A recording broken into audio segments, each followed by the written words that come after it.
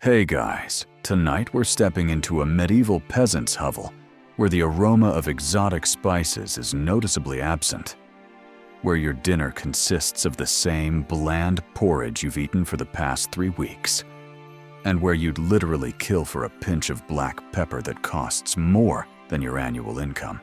Though, let's be honest, you probably won't survive this culinary nightmare long enough to afford it anyway. You settle into your straw mattress, sharing space with a pig that smells marginally better than your last meal, while outside the castle walls echo with the sounds of nobles feasting on delicacies you'll never taste. So, before you get comfortable, take a moment to like the video and subscribe, but only if you genuinely enjoy what I do here. Drop a comment letting me know where in the world you're listening from and what time it is there right now. I love seeing how our community of night owls stretches across the globe. Now, dim the lights, maybe turn on a fan for that soft background hum, and let's ease into tonight's journey together. You wake in your one-room cottage as dawn breaks through the single window, your stomach already gnawing at itself with that familiar morning hunger that never quite goes away. The fire has died to embers during the night, and the air carries the acrid smell of wood smoke, mixed with something far less pleasant. The pig in the corner has been busy. You stretch your aching bones, and immediately, your mind turns to the day's most pressing concern: what meager scraps might fill your belly today. This is your reality in medieval Europe, where food isn't the colorful Instagram-worthy experience we know today, but a daily battle against starvation, spoilage, and monotony that would make modern survivalists weep into their MREs. You live in a world where a single failed harvest could spell death for entire villages, where the very act of eating might poison you, and where the church tells you to fast while nobles gorge themselves on swan stuffed with peacock, because apparently medieval times had their own version of turducken, except exponentially more pretentious. The morning light reveals your breakfast a bowl of thin, watery pottage made from whatever grain you could afford, which today happens to be barley mixed with what you desperately hope is just sawdust and not something worse. Historians still argue whether medieval bakers were creative entrepreneurs or simply trying to poison their customers slowly. But either way, you're stuck with bread that could double as a building material. You dip your wooden spoon into the grayish mixture, trying not to think about how this same recipe will likely constitute lunch and dinner as well. Because variety is a luxury reserved for people who don't have to choose between eating and keeping their pig alive through winter. You shuffle to your small garden plot behind the cottage, where scraggly vegetables struggle to grow in soil that's been worked to exhaustion by generations of desperate farming. The morning dew makes everything glisten with false promise. These wilted leeks and stunted cabbages represent the closest thing to fresh produce you'll see all year, unless you count the mysterious mushrooms growing behind the privy, which your neighbor tried last week and hasn't been seen since. The medieval spice trade flows like golden rivers through distant ports, bringing cinnamon from Ceylon, nutmeg from the Banda Islands, and black pepper worth more than gold to the tables of the wealthy. While you season your meals with whatever wild garlic you can forage and the occasional handful of salt that costs a week's wages. You've heard tales from traveling merchants about lands where food grows in such abundance that people throw away perfectly good fruit. But these stories sound as fantastical as dragons and unicorns. Surely no place on earth could be so blessed by God. In your rough hemp pouch, you carry the sum total of your seasoning arsenal, a few dried herbs that might be thyme or might be weeds, some coarse salt that's more dirt than sodium, and if you're extraordinarily lucky, a small vial of vinegar so sour it could strip paint off castle walls. This pathetic collection would make a modern chef weep. But for you, it represents the difference between food and mere sustenance, between a meal that brings a moment's pleasure and one that simply keeps you alive another day. You remember the traveling spice merchant who passed through last autumn, his wagon redolent with aromas so intoxicating they seemed otherworldly. One small bag of his precious cinnamon could have fed your family for a month, but cost more than you'll earn in a lifetime. Historians still argue whether the astronomical price of spices was due to genuine scarcity or medieval price fixing. But from your perspective, it hardly matters when a single peppercorn is worth more than your best chicken. The irony isn't lost on you that while nobles complain about the excessive cost of importing their beloved nutmeg, a pound of which famously cost 7 fattened oxen in the 11th century, you're trying to make turnip soup taste like something other than despair. Remember that Egyptian perfume recipe that called for 15 different spices? You'd need to sell your soul and probably your pig to afford even one of those ingredients, assuming anyone in your village has even heard of half of them. You make your way to the village well, bucket in hand, hoping today's water won't taste quite so much like the livestock that drink from the same source. The well sits in the center of town, surrounded by the detritus of medieval life, rotting vegetable peelings, animal droppings, and the occasional dead rat that serves as a grim reminder of your precarious existence. You lower your bucket and pray to whatever saints govern food safety that today's water won't send you running for the privy for the next 3 days. Medieval food preservation is an art form born of desperation rather than choice, and you've mastered techniques that would impress modern survivalists while simultaneously horrifying health inspectors. Your small stores of meat acquired when your neighbor's cow finally died of old age last month hang in your cottage rafters, covered in so much salt they look like mineral deposits. The salting process requires precious salt that costs more than most families earn in a week. But without it, meat turns into a writhing mass of maggots faster than you can say, "bone apple tea." In the corner of your cottage sits a wooden barrel where cabbage slowly transforms into sauerkraut through the magic of fermentation, a process you understand about as well as quantum physics, but execute with the desperation of someone who knows winter is coming. The smell emanating from that barrel could knock a modern person unconscious, but to you, it represents calories that might keep your family alive when fresh food becomes impossible to find. Historians still argue whether medieval preservation techniques were born of necessity or primitive understanding of chemistry.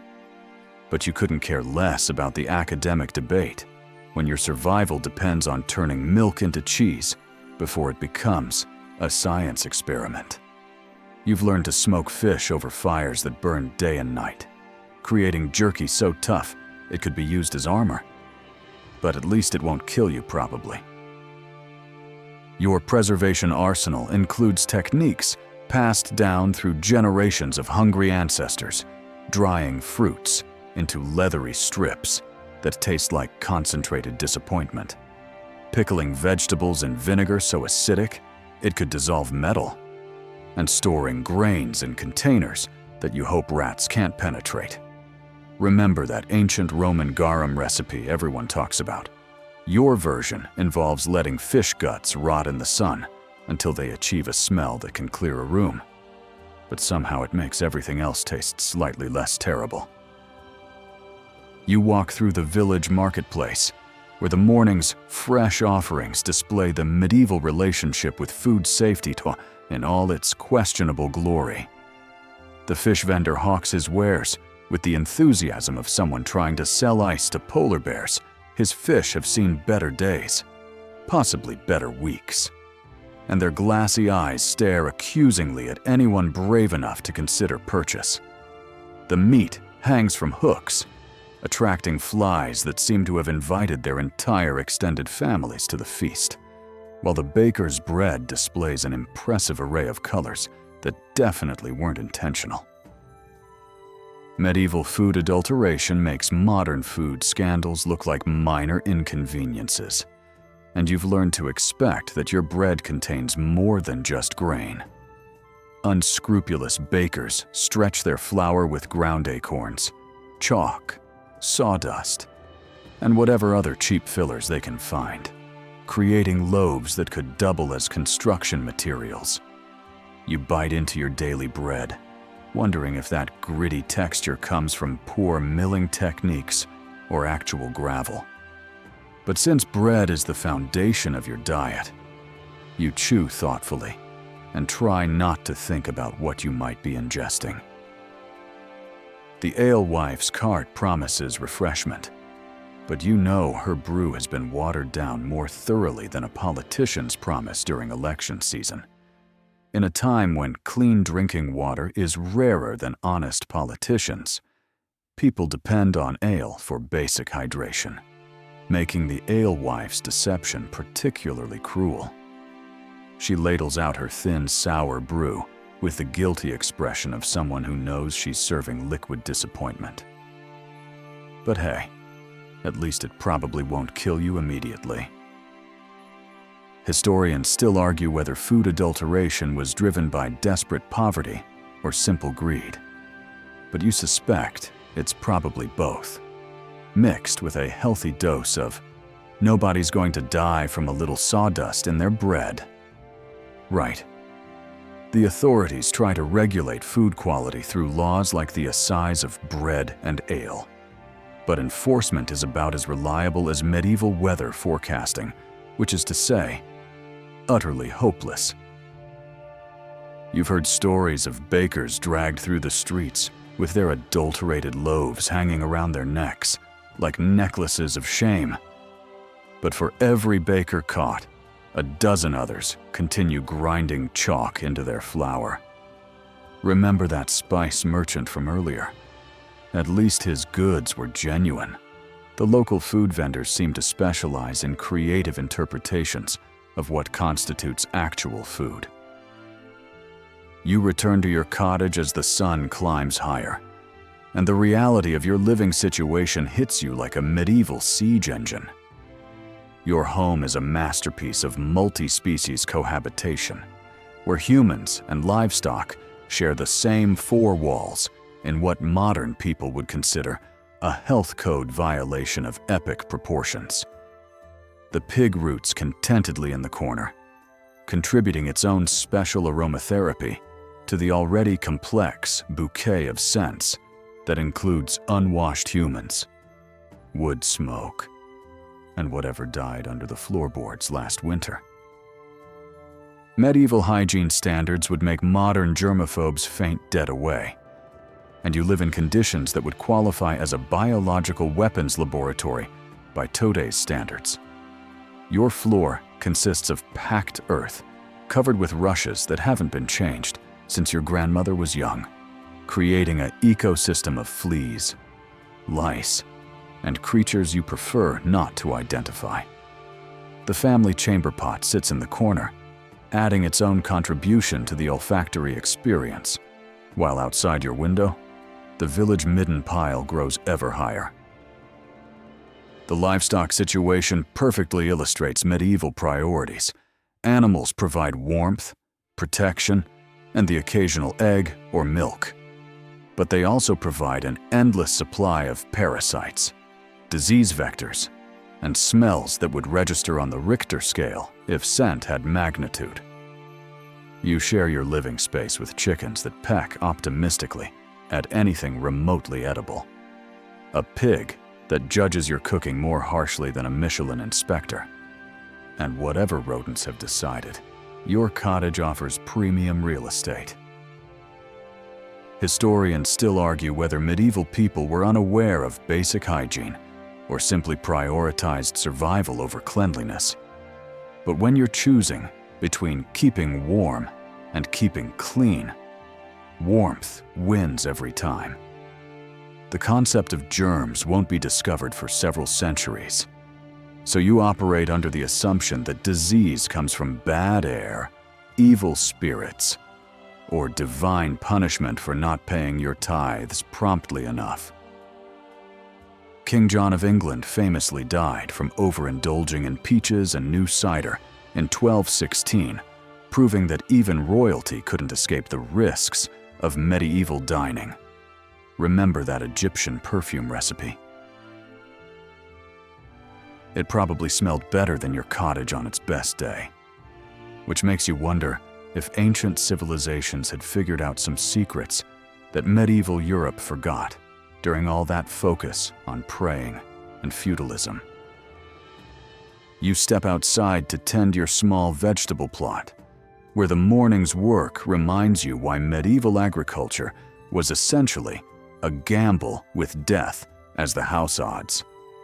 Your garden represents months of backbreaking labor invested in soil that may or may not cooperate.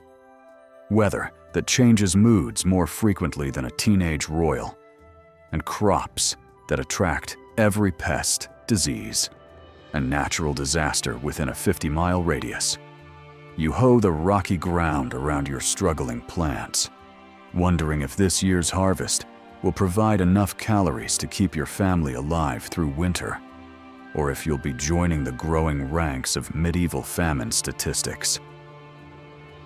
The growing season dictates your entire existence. With the ruthless efficiency of a cosmic slot machine, you plant in spring with hope, tend through summer with anxiety, harvest in autumn with desperation, and survive winter with whatever you manage to store. Your crops consist primarily of hardy vegetables like leeks, onions, and cabbages that can survive medieval weather patterns, which seem designed by someone with a particularly cruel sense of humor. You've learned not to get too attached to any single plant, since medieval agriculture operates on the principle that anything you really need to survive will probably die at the worst possible moment. Medieval crop yields would make modern farmers weep into their genetically modified soybeans, and you coax pathetic harvests from overworked soil using techniques that are 1 part science, 2 parts superstition, and 3 parts desperate prayer. Your tools consist of implements that would look primitive to ancient Romans, but you make do because medieval technology advancement moves at the speed of continental drift, assuming it moves at all. Historians still argue whether medieval agricultural techniques were sophisticated adaptations to local conditions or simply the best people could manage with limited resources and knowledge. But from your perspective, you're just trying to grow enough food to avoid starvation. The 3-field system represents cutting-edge agricultural innovation, which tells you everything you need to know about the pace of medieval progress. Remember that spice merchant with his exotic cargo, while he travels the world trading in luxuries worth their weight in gold. You're calculating whether your turnip crop will last until spring, or if you'll be eating tree bark by February. Spoiler alert, tree bark will definitely be on the menu. You walk to the village church for morning prayers, your empty stomach growling with enough volume to echo off the stone walls. But the priest reminds you that hunger is good for the soul, easy for him to say, considering the monastery's well-stocked larders and fish ponds that ensure he never misses a meal. The Catholic Church wields enormous influence over medieval life, including what you can eat and when you can eat it, adding spiritual complications to an already challenging food situation that would test the patience of saints, which you're definitely not. Lent approaches like a 40-day sentence in culinary purgatory. during which the Church mandates abstinence from meat, dairy, and eggs, basically everything that makes food remotely enjoyable or nutritionally complete. For wealthy nobles, Lenten restrictions mean substituting expensive fish for expensive meat. But for you, it means removing the few sources of protein and fat from an already inadequate diet. You'll spend the next 6 weeks subsisting on bread, vegetables, and whatever fish you can afford, which is approximately none, while contemplating whether spiritual purification is worth literal starvation. The weekly calendar offers its own food-related challenges, with Wednesdays, Fridays, and Saturdays designated as lean days, when meat consumption is forbidden. Apparently, God has strong opinions about medieval meal planning. You navigate these restrictions with the skill of a theological nutritionist, calculating whether that scrap of bacon fat counts as meat or simply flavoring, and whether dying of malnutrition might be considered a form of martyrdom. Historians still argue whether church dietary restrictions were designed for spiritual development or population control. But you suspect the church authorities never tried surviving a medieval winter on vegetable broth and faith alone. The monastery down the road occasionally distributes bread to the poor as an act of Christian charity, though the amounts are carefully calculated to keep you grateful rather than well-fed. Poaching in the royal forests represents your only chance at accessing fresh meat. But the penalties include fines you couldn't pay in several lifetimes, public flogging, and possibly death, because apparently God's creatures belong exclusively to earthly nobles. Remember that Egyptian perfume recipe. The church would probably declare those spices sinfully luxurious anyway. So maybe your bland diet represents spiritual advancement rather than economic desperation. You join the other villagers for the morning's communal bread baking, where the village oven represents both technological marvel and social gathering place, assuming you can afford the fuel cost and haven't been caught adulterating your flour with questionable substances. The village baker operates with the authority of someone who controls a basic necessity of life, which he does, and his prices reflect this monopolistic advantage with the subtlety of a medieval siege engine. You hand over precious coins for bread that tastes like it was made from flour, sawdust, and good intentions. But at least it's probably safe to eat. Probably. Medieval bread comes in varieties that reflect social hierarchy more clearly than a feudal org chart. White bread for nobles, brown bread for merchants, and whatever we can make from available materials, bread for everyone else. Your loaf resembles a dense, dark brick that could serve as building material if the bakery business doesn't work out. And its texture suggests the miller was generous with the non-wheat ingredients this week. You bite into your daily bread, wondering if that crunch comes from proper grain or actual gravel. But since bread provides the majority of your calories, you chew thoughtfully and pretend it tastes like something recognizable. The baking process itself fascinates you in the way that life or death processes tend to command attention. Too little heat and the bread stays doughy. Too much and it becomes charcoal. And getting it just right requires skills that separate successful bakers from former bakers. You watch the baker pull loaves from the massive stone oven, their crusts varying in color from golden brown to what medieval people optimistically call well done, though modern people might describe as carbonized. Historians still argue whether medieval bread quality was limited by available technology or baker competence, but you're more concerned with whether today's loaf will break your teeth or just your spirit. The assize of bread attempts to regulate bread quality and pricing. but enforcement resembles medieval justice in general: inconsistent, politically motivated, and usually ineffective. Remember that spice merchant who travels the world. He probably carries better tasting trail rations than your daily bread, which makes you wonder if trading spices might be worth the constant risk of bandits, shipwrecks, and dying in exotic foreign diseases. You make your way to the village well for your second water collection of the day, hoping this afternoon's supply tastes marginally better than this morning's offering, which carried distinct notes of livestock, decomposition, and what you fervently hope was just mud. Medieval water quality represents a daily Russian roulette game, where the stakes are intestinal distress and the house always wins. So you've learned to approach hydration with the caution of someone handling unstable explosives. The well water tastes like it was filtered through dirty socks and aged in boots, but it beats the alternative of dying from thirst.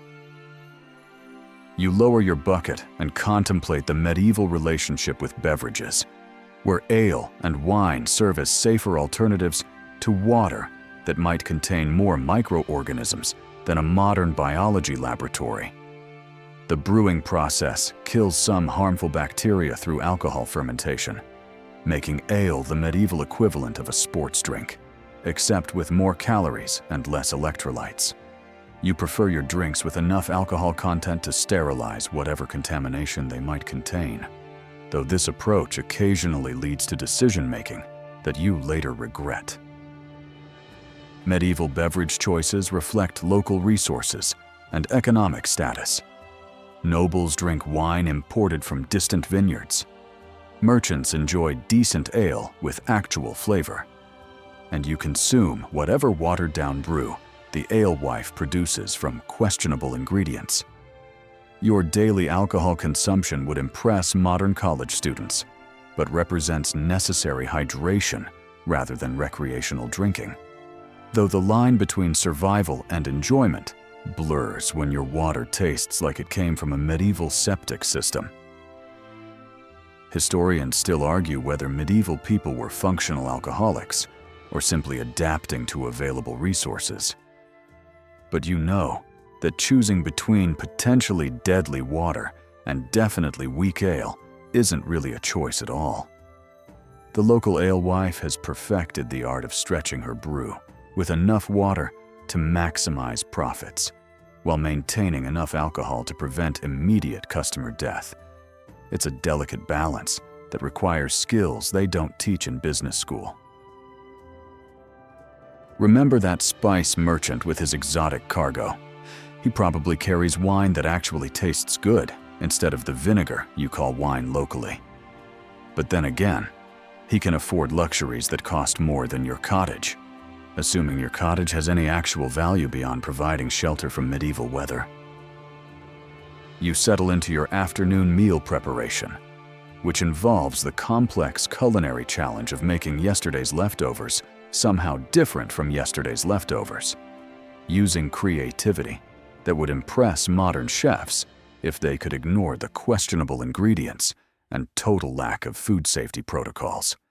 Your cooking equipment consists of a few iron pots, wooden spoons that double as weapons when necessary, and a hearth that smokes more than it heats, but represents the cutting edge of medieval kitchen technology.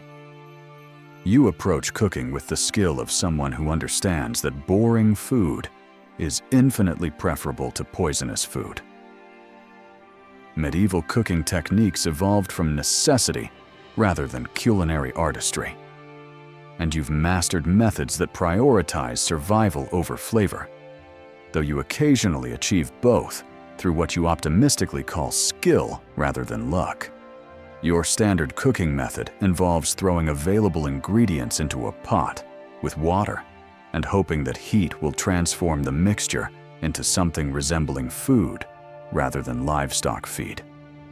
The results vary wildly depending on what ingredients you manage to acquire, how much fuel you can afford to burn, and whether the gods of medieval cuisine are feeling generous or vindictive today. Your spice collection fits comfortably in a small pouch and consists entirely of local herbs that may or may not be the plants. You think they are medieval herb identification operates on the principle that if it doesn't kill you immediately, it's probably safe for seasoning. You've learned to identify wild garlic, which grows freely and adds flavor to anything that desperately needs help. Plus various unnamed green things that might be medicinal or might be seasoning, or might just be weeds that taste slightly better than dirt. Historians still argue whether medieval cooking was sophisticated cuisine, adapted to available resources, or simply the best people could manage with limited ingredients and knowledge. But you're focused on the more immediate question of whether tonight's pottage will taste like food or just hot water with vegetable flavoring. Your cooking represents a daily exercise in creative problem-solving that would challenge modern chefs working with full pantries and reliable equipment. Remember that Egyptian perfume recipe with its 15 exotic spices. Your cooking arsenal contains fewer spices than most modern people use in a single dish, but you've learned to coax maximum flavor from minimal ingredients through techniques that would probably impress culinary historians if they could overlook the overall grimness of the situation. You spend the afternoon tending to your small livestock, which consist of chickens that produce eggs sporadically and with great reluctance, a pig that judges your cooking more harshly than a food critic, and whatever other animals you manage to acquire through trade, luck, or questionable circumstances. Medieval animal husbandry operates on the principle that anything with 4 legs and the ability to produce food or work represents a significant investment that you literally cannot afford to lose. Your animals live better than many people in some parts of the world, though admittedly, that's not saying much, considering medieval living standards. The chickens roam your cottage with the confidence of creatures that know they're too valuable to end up in the pot unless circumstances become truly desperate, which they probably will at some point this winter. They peck optimistically at anything that might be edible, demonstrating survival skills that you secretly admire, and occasionally reward your careful husbandry with eggs that represent protein so precious you treat them like medieval currency. Each egg requires a complex calculation, weighing immediate nutrition against future reproduction, potential economic decisions that would challenge modern financial advisors. Your pig represents the pinnacle of medieval livestock investment, an animal that can transform kitchen scraps and agricultural waste into bacon, lard, and other products that make survival possible through winter months when fresh food becomes impossible to obtain. You feed the pig carefully calculated amounts of food that you could eat yourself, investing in future meals, while your current stomach protests the decision with enthusiastic growling. The pig seems aware of its economic importance and behaves accordingly, demanding treatment befitting its status as your family's retirement plan with legs. Historians still argue whether medieval animal husbandry techniques were sophisticated agriculture or desperate resource management. But you know that losing even one animal could mean the difference between surviving winter and becoming another famine statistic. Your animals provide more than food, they offer insurance against starvation, companionship during long winter months, and the occasional reminder that some creatures eat better than most humans. Remember that spice merchant with his exotic trade goods. Your animals probably enjoy more dietary variety than most medieval peasants, though they're eating kitchen scraps rather than imported delicacies that cost more than small kingdoms. You walk through the village as afternoon shadows lengthen, observing the daily dance of medieval commerce, where food represents both currency and necessity, traded with the intensity of modern stock exchanges, but with considerably more risk of actual starvation. The village market operates on principles that would confuse modern economists. Prices fluctuate based on rumor, weather, political situations, and whether the local lord is feeling particularly extractive this week. You navigate this marketplace with the skill of someone who understands that bad deals mean hungry children, and good deals are rarer than honest politicians. Medieval trade relationships operate on credit systems that would make modern loan sharks seem generous, where you owe the miller for grinding grain, the baker for bread, the alewife for questionable beverages, and everyone else for various goods and services that keep your family minimally functional. Your debts accumulate with the inevitability of medieval taxes, and paying them requires careful management of resources that barely exist in the first place. You calculate each purchase against future income that depends on weather, politics, and whether your crops survive whatever plague, drought, or pestilence the coming season provides. The village economy operates on barter systems, supplemented by coins when available, creating transactions that would challenge modern accountants trying to track exchanges of labor for food, food for services, and services for promises of future payment. You trade your limited skills for other people's limited resources, creating an economic web that connects everyone in relationships of mutual dependence and shared desperation. Today, you might trade vegetables for grain. Tomorrow, labor for bread. And next week, probably your dignity for anything edible. Historians still argue whether medieval economies were sophisticated systems adapted to local conditions, or simply the best people could manage with limited resources and constant uncertainty. But you're more concerned with immediate questions like whether you can afford bread tomorrow, or if this week's earnings will cover next week's expenses. The market reflects medieval social hierarchy in real time, where nobles purchase whatever they want. Merchants negotiate reasonable deals, and you hope someone accepts turnips as payment for necessities.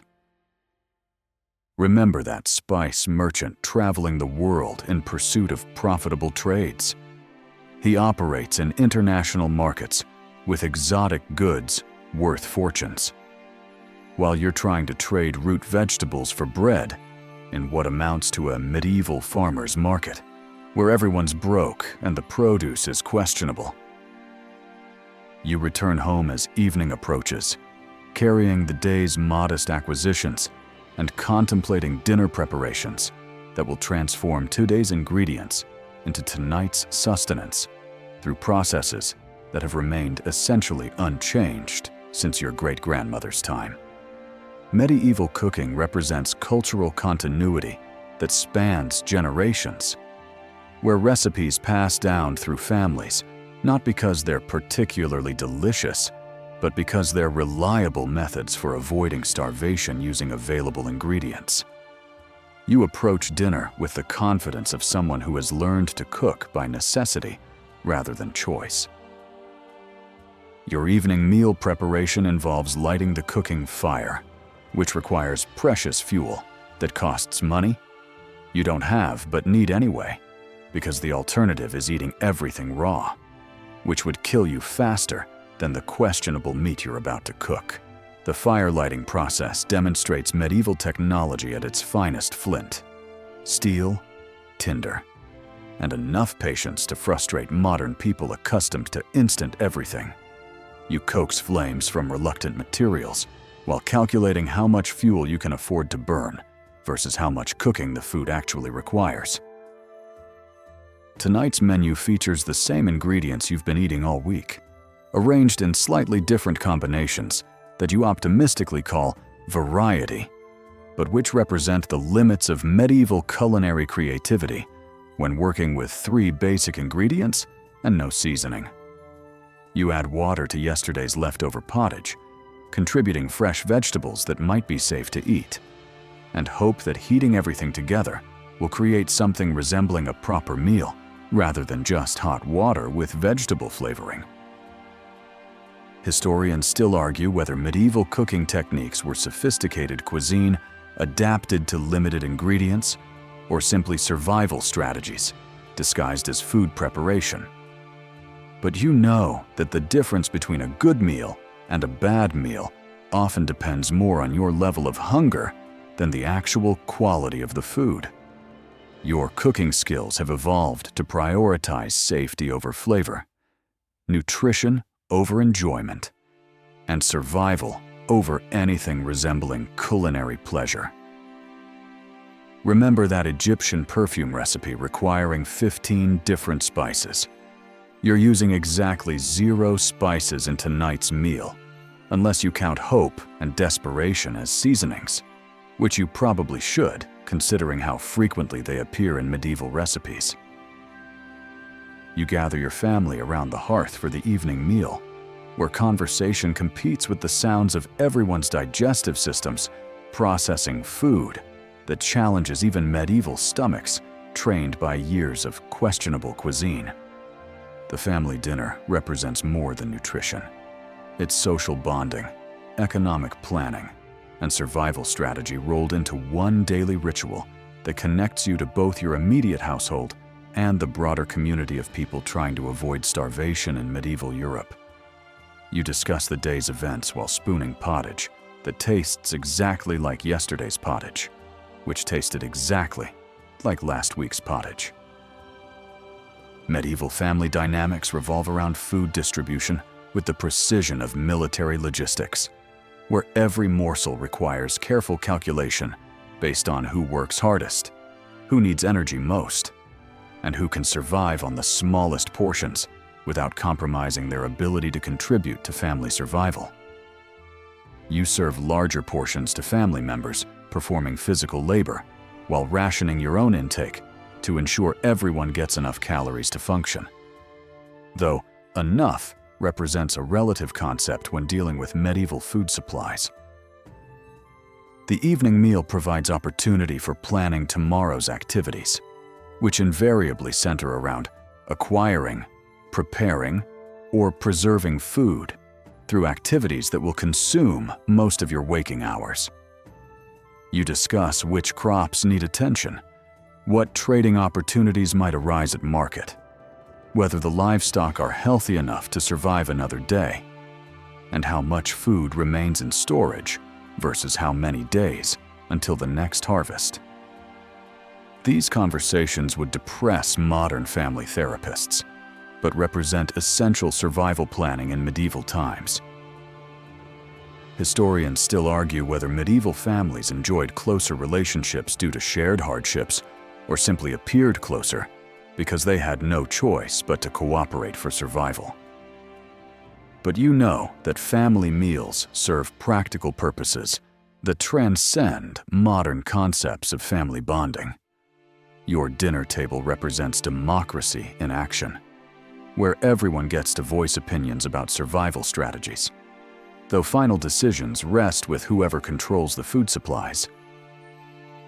Remember that spice merchant with his international travels and exotic cargo. Your family dinner conversations probably cover more practical topics than his business negotiations, though his discussions probably involve considerably less talk about intestinal distress and creative ways to cook turnips.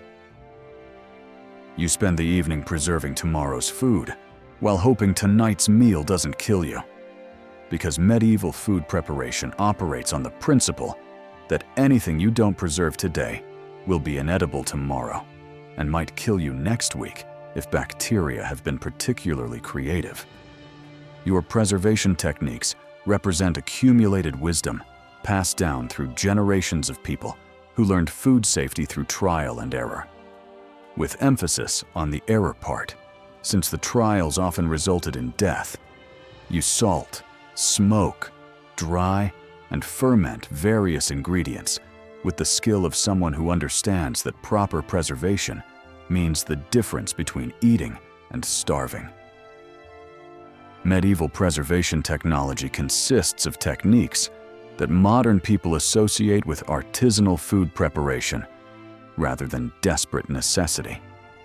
Though the motivation differs significantly, when you're preserving food to avoid death rather than to impress dinner guests. You hang strips of meat in the rafters to dry, pack vegetables in salt to prevent spoilage, and ferment whatever ingredients can survive the process long enough to become alcohol or pickled products. The results vary in quality from surprisingly edible to probably won't kill you immediately, which represents the full spectrum of medieval food quality control. Your preservation arsenal includes methods that would fascinate food scientists and horrify health inspectors. Fermentation processes that produce alcohol concentrations high enough to sterilize equipment. Salt curing techniques that create meat so preserved it could survive nuclear winter.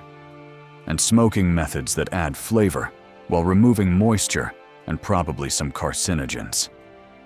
You've learned these skills through necessity rather than formal training, developing expertise that combines chemistry knowledge you don't possess with microbiology, understanding you've never heard of. Historians still argue whether medieval preservation techniques were sophisticated food science or desperate improvisation.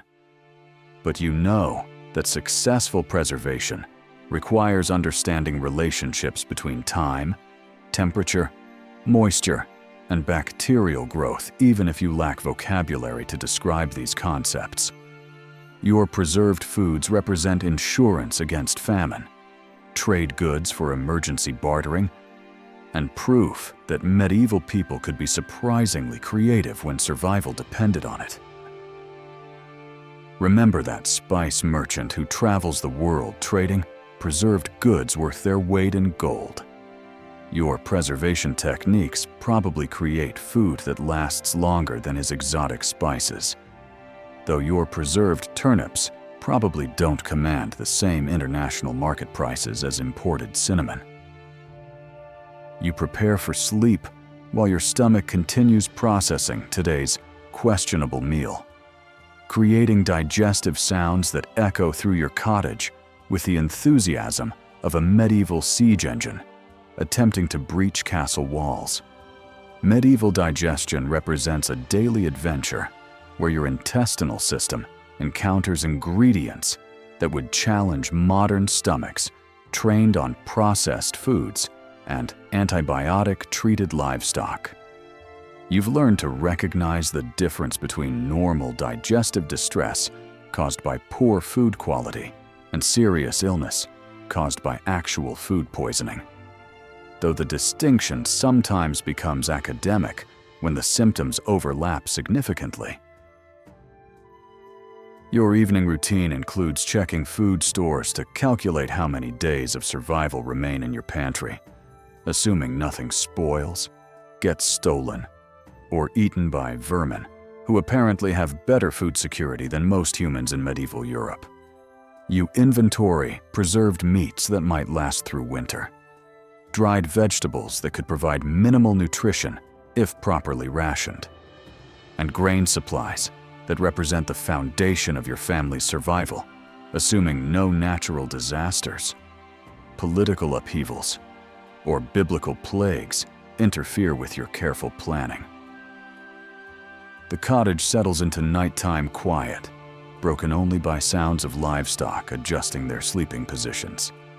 Family members processing today's meal through digestive systems that work harder than medieval peasants. And whatever creatures have decided, your home offers premium real estate for raising families of their own. You share your living space with an ecosystem of organisms that modern people would consider problematic, but medieval people accept as part of normal domestic life because complaining about uninvited guests requires luxury that you literally cannot afford. Historians still argue whether medieval people slept better due to physical exhaustion from daily labor or slept worse due to constant discomfort from poor nutrition, uncomfortable bedding, and anxiety about tomorrow's food supply. But you know that sleep represents recovery time needed to face another day of survival challenges. Your evening routine includes prayers for tomorrow's weather, gratitude for today's survival, and requests for divine intervention in matters of food acquisition. Remember that spice merchant with his comfortable traveling accommodations and international business concerns. He probably sleeps in beds that don't house multiple species of insects. Though he might face different nighttime anxieties related to bandits, shipwrecks, and foreign diseases rather than domestic food security issues. You wake before dawn to the sound of your pig expressing opinions about the quality of yesterday's kitchen scraps. Apparently, having developed food critic aspirations that exceed your own culinary standards, though considering your standards have evolved to include probably won't cause immediate death, the pig might have legitimate complaints about your cooking. Medieval mornings begin with the cheerful reality check of empty stomachs, dwindling food supplies, and weather that seems personally committed to making your agricultural efforts as difficult as possible. You stretch muscles that ache from yesterday's labor while calculating whether today's activities will produce enough food to justify the energy required to perform them. Your morning inspection of food stores reveals the mathematical precision of medieval survival. You have exactly enough preserved meat to last through winter if you ration carefully. Nobody gets sick.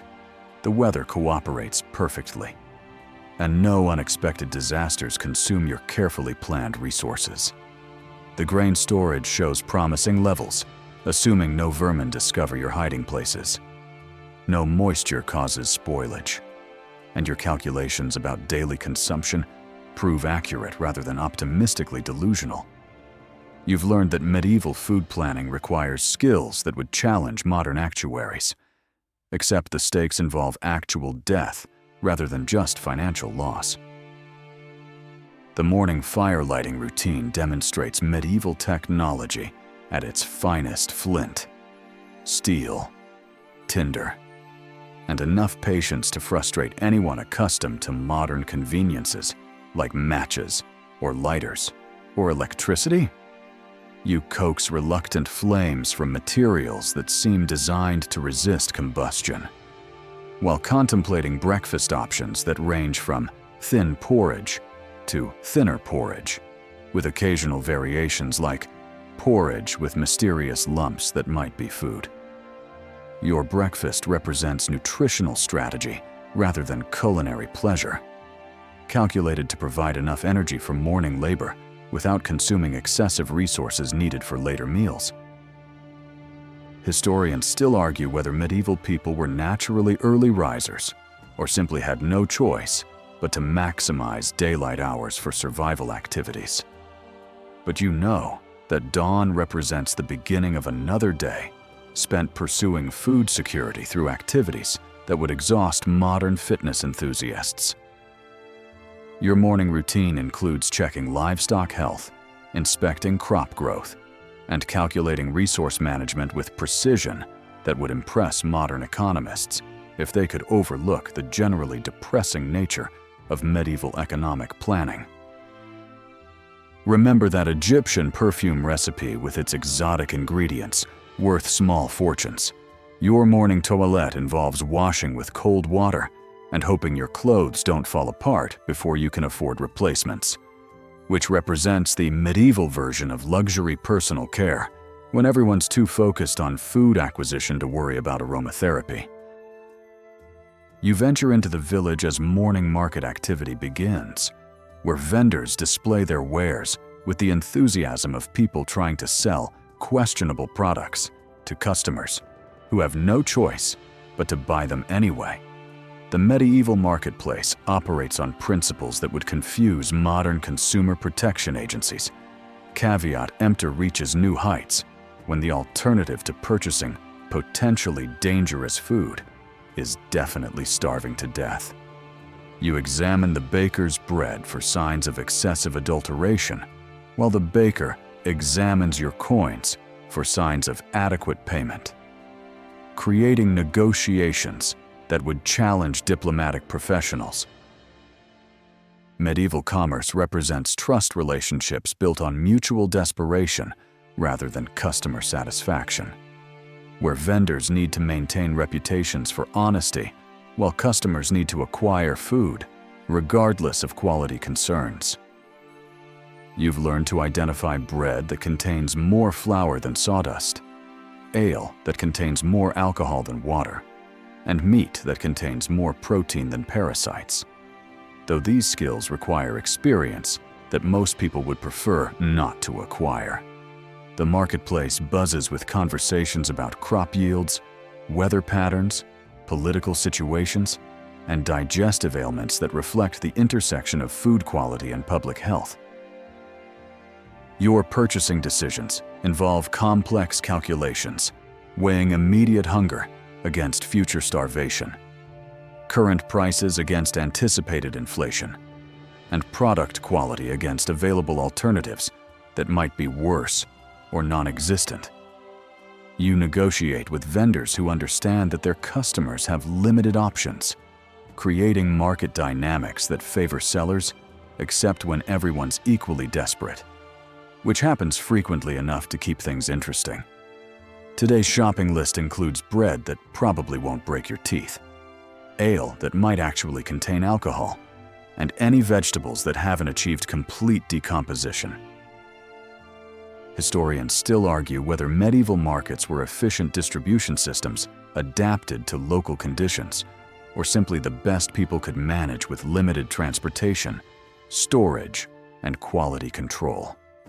But you're focused on more immediate concerns like whether the fish vendor's product died recently enough to be safe, or if the meat hanging from hooks has been there since last week. Your market experience represents daily adventure, where every purchase requires risk assessment skills that would impress modern food safety inspectors. Remember that spice merchant with his international trade connections and exotic cargo worth more than most people's annual income. He probably conducts business in markets where customers can afford to be choosy about quality. Unlike your local marketplace, where everyone's grateful for anything remotely edible.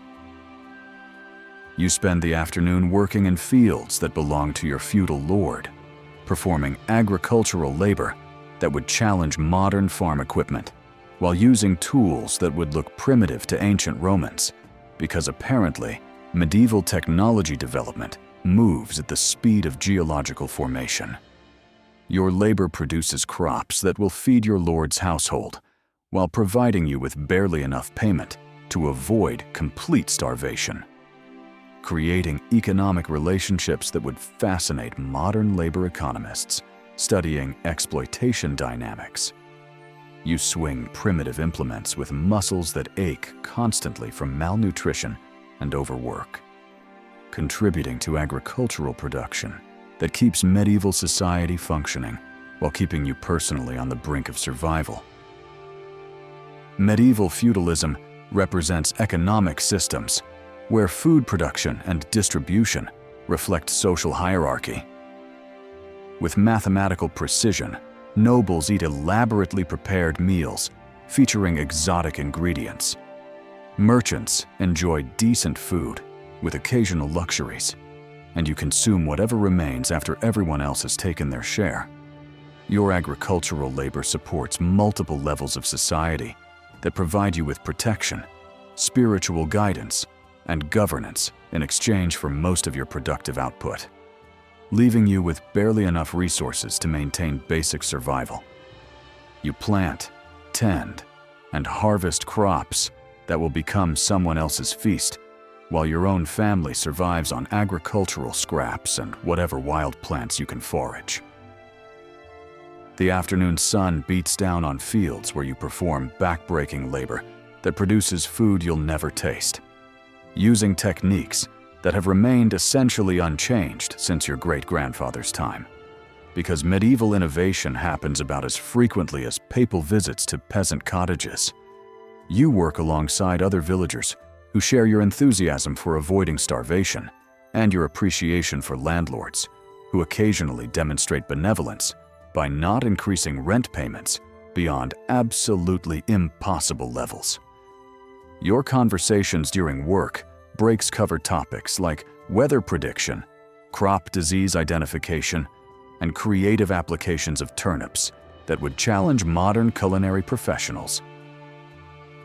Historians still argue whether medieval feudalism was sophisticated social organization adapted to available resources, or simply institutionalized exploitation disguised as mutual obligation.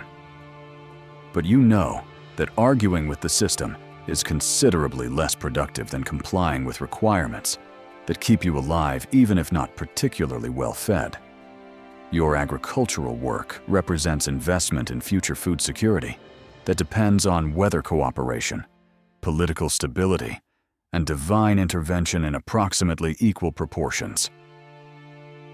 Remember that spice merchant who travels freely between nations while conducting profitable international trade. Your travel radius extends approximately to the next village, and your trade activities involve exchanging labor for survival rather than exotic goods for golden profits. You return to your cottage as evening shadows lengthen, carrying the day's small earnings and contemplating dinner preparations that will transform today's modest acquisitions into tonight's sustenance through cooking techniques that prioritize survival over culinary excellence.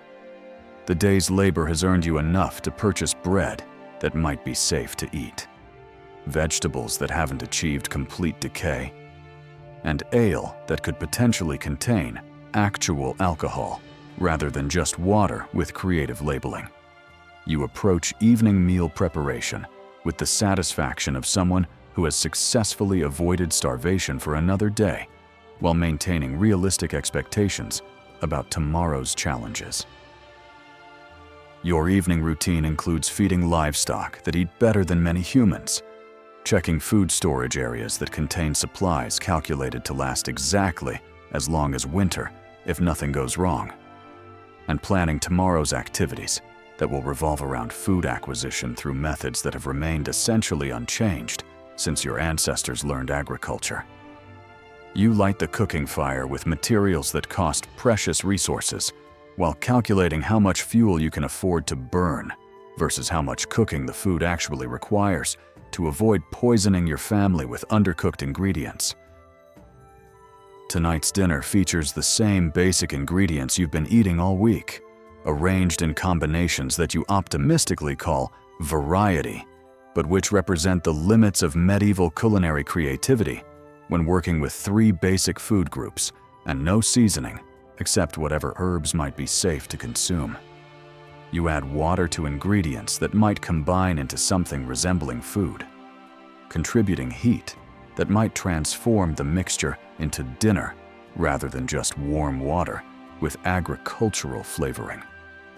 Your family gathers around the hearth to share the day's modest meal while discussing plans for tomorrow's survival activities.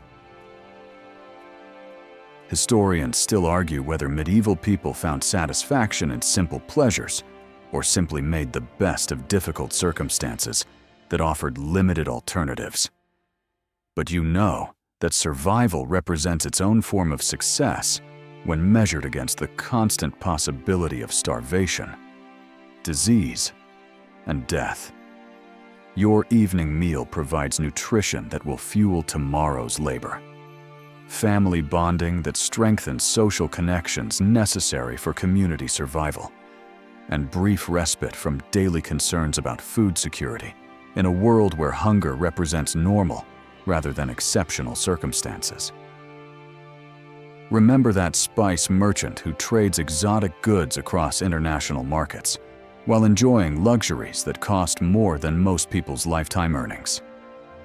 Tonight, his dinner probably features ingredients from multiple continents, while your meal represents the best combination possible from whatever grew within walking distance of your cottage, seasoned with hope and desperation rather than imported spices. As the embers of your cooking fire settle into gentle glowing coals, you gather with your family in the warm circle of firelight, sharing not just the evening's simple meal, but also the quiet satisfaction of another day survived in this unforgiving medieval world. The pottage may taste like yesterday's pottage, and tomorrow's will likely taste the same. But tonight, there's enough for everyone. And in this era of constant uncertainty, that small blessing feels as precious as any noble's feast. Outside your cottage, the village settles into peaceful evening rhythms, chickens roosting for the night, the alewife closing her shutters, the baker banking his ovens for tomorrow's bread. The familiar sounds of medieval life continue their ancient patterns, unchanging as the seasons themselves, while you reflect on the strange comfort found in routine, even when that routine involves daily struggles that would challenge the strongest spirits.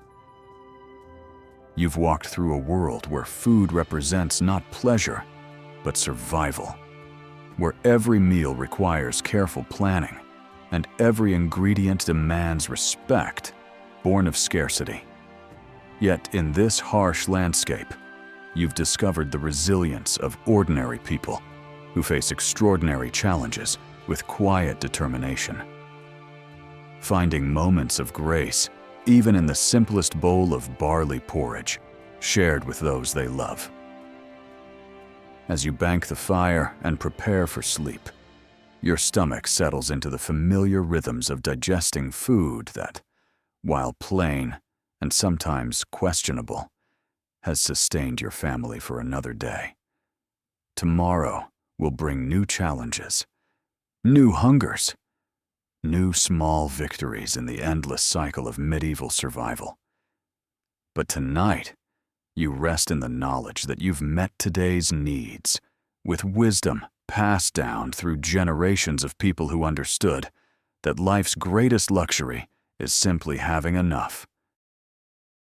The cottage grows quiet except for gentle breathing, the soft rustling of animals settling for sleep, and the distant sound of wind through village streets that have known countless generations of families, just like yours, people who found ways to laugh, love, and hope, even when their daily bread came mixed with sawdust, and their wine tasted more like vinegar than celebration. So let your own breathing slow and deepen. Let your modern worries about meal planning fade into the background, and drift peacefully into dreams of simpler times when the greatest ambition was simply to see another sunrise, share another meal, and find another day's worth of grace in this beautiful, difficult, endlessly fascinating world where even the humblest turnip soup represented a small miracle of survival and hope. End of script. Sweet dreams.